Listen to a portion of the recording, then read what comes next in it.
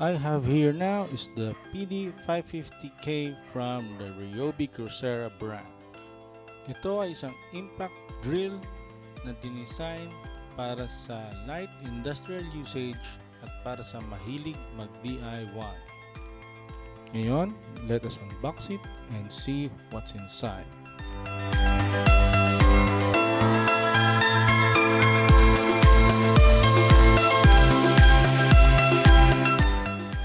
Una, meron kang carrying case na may tatak ng Ryobi brand at meron itong model ng unit. Tingnan naman natin ang mga kasama sa loob ng kit na ito.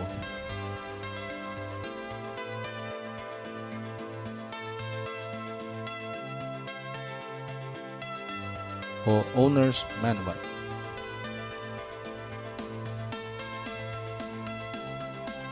Meron ka ring auxiliary guide,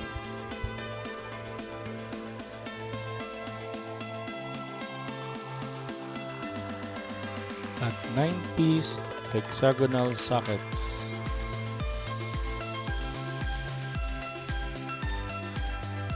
Meron din itong kasama screws at tocks na meron itong sarili niyang lalagyan. Meron kang wrench,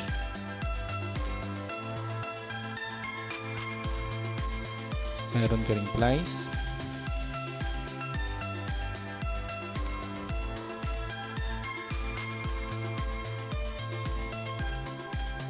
meron kang hammer,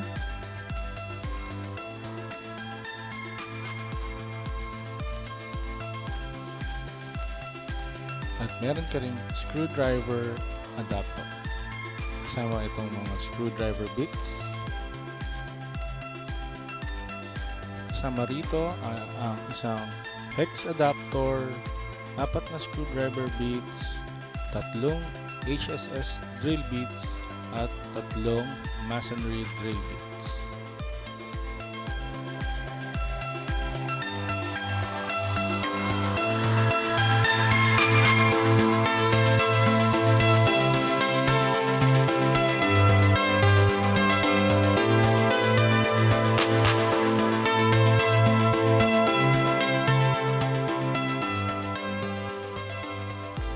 At ngayon, ang unit itself, the PD-550K. Ang unit na ito ay tumatakbo sa 210 to 220 volts at 550 watts and 50 or 60 hertz.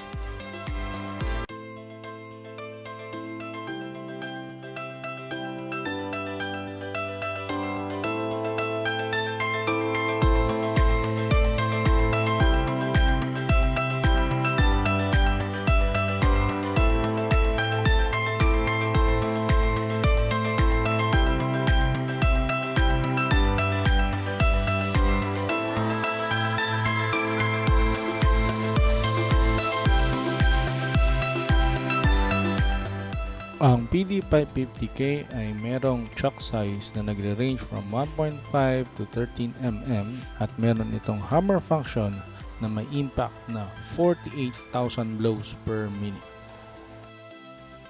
Bagay na pwedeng-pwede sa konkreto at masonry works. Meron din itong pressure sensitive trigger upang makontrol ang kanyang RPM o revs per minute na nagta-top speed ng 3,000 revs per minute. Or pwede din gamitin ang thumb wheel na makikita sa trigger nito. Meron din itong switch para makontrol ang direksyon ng drill kung forward man o reverse. At isang lock-on button para hindi mangawit ang gumagamit nito. Meron itong drilling capacity na 25 mm sa kahoy at 13 mm sa bakal at semento. Meron itong timbang na 2.2 kg, unit lang. Sa halagang 4,200 pesos, ito ay napakasulit, lalo na kung ikaw ay nagsisimula ng mga DIY or simpleng gamit lamang sa bahay.